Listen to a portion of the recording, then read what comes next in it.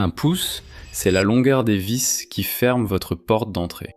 La porte que vous verrouillez avec un verrou à 200$ et à laquelle vous confiez la sécurité de vos proches la nuit. Des vis d'un demi-pouce, un enfant de 10 ans pourrait les arracher facilement.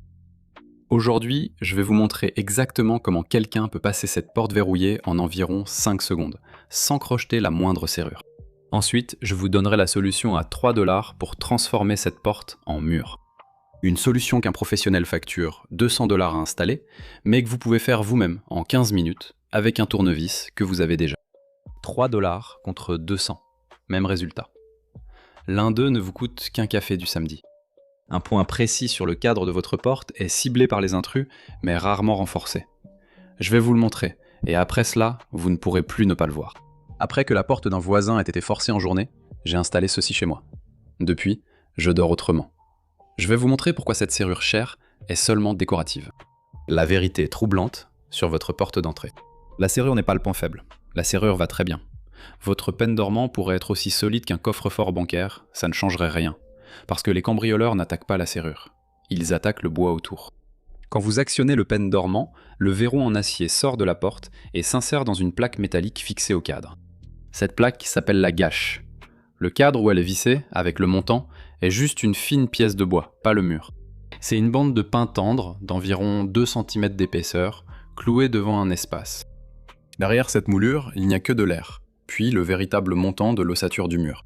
Donc, lorsque votre constructeur a installé cette gâche, il a utilisé les 2 petites vis fournies dans la boîte, d'1 centimètre ou 2, et ces vis ne s'accrochent qu'à cette moulure en bois tendre. Un coup de pied exerce quelques centaines de livres de force sur 2 petites vis dans du pain. Le bois se fend, la gâche saute, et la porte s'ouvre alors que le pen dormant reste fièrement verrouillé, maintenant accroché à un morceau de votre cadre de porte qui gît par terre. La serrure a bien fonctionné, c'est le cadre qui a cédé. C'est la méthode de la porte forcée à coups de pied, et c'est celle qui fait le plus de bruit. Il y en a aussi une silencieuse, encore pire car on ne l'entend jamais. Si votre porte a un loquet à ressort, incliné et qui se ferme seul, cet angle facilite l'ouverture avec une carte en plastique ou un couteau à mastic fin. Ils l'introduisent dans l'entrebâillement, appuient sur le biseau du loquet et le loquet rentre tout seul. Pas de serrure, pas de bruit, aucun dégât. C'est ce qu'on appelle l'ouverture à la radio. Et c'est pourquoi une porte que vous avez simplement tirée pour la fermer, ou un pen dormant que vous n'avez pas pris la peine de verrouiller parce que vous alliez juste au magasin, n'est en réalité pas du tout verrouillée. Elle est fermée. Ce sont des mots différents pour une raison. Si vous me suivez, vous préférez dépenser 3$ maintenant plutôt que remplacer un cadre de porte plus tard. Petite astuce rapide. S'abonner est gratuit et ça permet vraiment à ces vidéos de continuer à faire ces vidéos. Les membres accèdent à des analyses et projets bonus non disponibles sur la chaîne publique pour approfondir ces sujets. C'est tout ce que je demande. Laissez-moi démonter les mythes. Ce sujet est noyé sous de mauvais conseils. Mythe numéro 1. Une serrure plus chère signifie une porte plus sécurisée. Vous comprenez pourquoi c'est l'inverse. Investir 300$ pour améliorer une serrure, tout en laissant des vis d'un demi-pouce dans la gâche, c'est comme mettre un cadenas en titane sur une porte moustiquaire. La chaîne est aussi solide que le bois, qui est lamentable. Mythe numéro 2. Les cambrioleurs ne sont pas des experts du crochetage, ni actifs à minuit. Les données le prouvent, et c'est presque drôle. La majorité des cambriolages se produisent en journée, entre 10h et 15h, lorsque la maison est vide et les voisins au travail. Les cambrioleurs ne crochettent pas les serrures.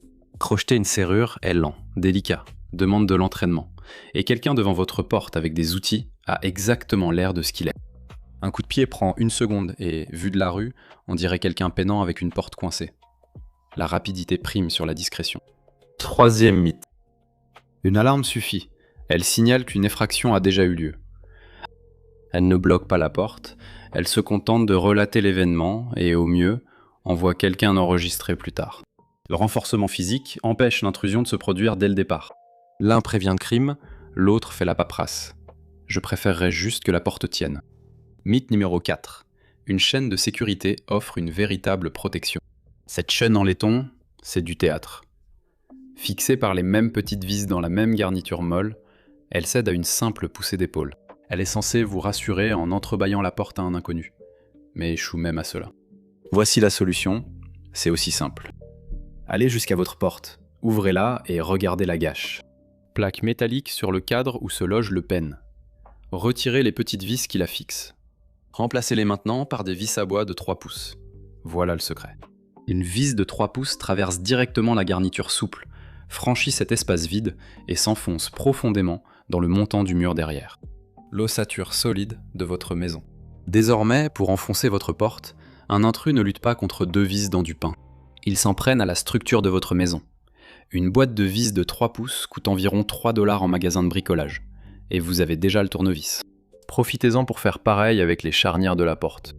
Le côté des charnières, lui aussi fixé par de courtes vis, peut tout aussi facilement céder sous un coup de pied bien appuyé. Remplacez une vis de chaque charnière par une vis de 3 pouces. En 10 minutes, les 2 côtés de la porte sont ancrés et vous réalisez ce qu'une société de sécurité facture quelques centaines de dollars sous le nom de forfait de renforcement de porte. Cet endroit précis que je vous ai promis au début, celui que tout le monde ignore, c'est la gage du loquet à ressort, celle du haut, pas celle du pêne dormant. On renforce la gage du pêne dormant, mais on oublie que le loquet à utiliser tous les jours a lui aussi une plaque fragile, fixée par ses propres petites vis, et c'est elle qui encaisse l'usure quotidienne. Renforcez les deux. Pour aller plus loin, pour 10 $, achetez une gâche renforcée, une plaque plus épaisse avec 4 trous au lieu de 2, et fixez-les tous les 4 dans le montant. 4 vis de 3 pouces et une ossature solide transforment un après-midi à 15 $ en une porte qui fera céder le mur avant la serrure. Maintenant, parlons franchement de l'argent. Un serrurier vous facturera entre 75 et 150 $ rien que pour se déplacer afin d'améliorer la sécurité de votre porte. Et l'installation d'un kit de renforcement professionnel peut dépasser les 200 $. Les vis coûtent 3 $. La gâche renforcée, si vous l'ajoutez, 10 de plus. Compte 13 $ et 15 minutes, au lieu de plus de 200 $ et un rendez-vous pour lequel vous devez être chez vous. Et cela avant de considérer le vrai chiffre. La franchise, les ordinateurs portables volés, l'encadrement de portes fracassées, et ce sentiment particulier qu'on ressent en se retrouvant dans son propre salon après l'effraction qu'aucun chèque d'assurance ne couvre. Il y a aussi un avantage caché au niveau mécanique. Cette même vis de 7 cm et demi répare discrètement une porte affaissée qui coince ou qui ne se ferme pas correctement, car vous avez refixé tout le cadre dans du bois solide et tout remis d'équerre. Cette amélioration de sécurité est aussi une opération d'entretien. Vous vouliez stopper un cambrioleur et par accident avez réparé la porte coincée depuis 2 ans. L'univers offre parfois un cadeau. Allez donc voir votre gâche ce soir, retirez une vis et mesurez-la. Si elle est plus courte que votre pouce, vous savez déjà quoi acheter cette semaine. Et cela coûte moins cher que le café que vous avez pris ce matin. Prenez soin de vous et on se retrouve à la prochaine.